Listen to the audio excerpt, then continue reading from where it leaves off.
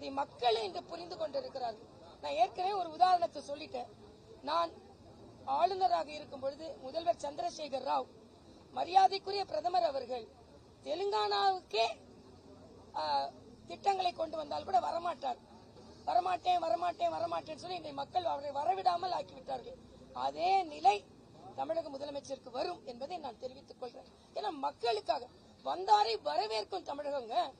ஒரு பிரதமர் நம்ம நாட்டுக்கு வந்திருக்காரு, எவ்வளவுதான் உங்க கொள்கை மாறுபாடு இருக்கட்டும், வரவேற்கணுமா இல்லையா? கலந்து கொள்ள வேண்டுமா இல்லையா? அதற்கான முறையான அழைப்பு கொடுக்கப்பட்டிருக்கு எல்லா இடத்துலயும். இது என்னடா அநியாயமா இருக்கு? நீங்க ஆளுக்கு ஒண்ணு கதை பேசாதுங்க.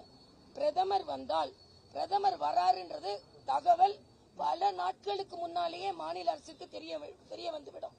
அதற்கப்புறம் பாதுகாப்பு அதிகாரிகள் எல்லாம் வருவாங்க.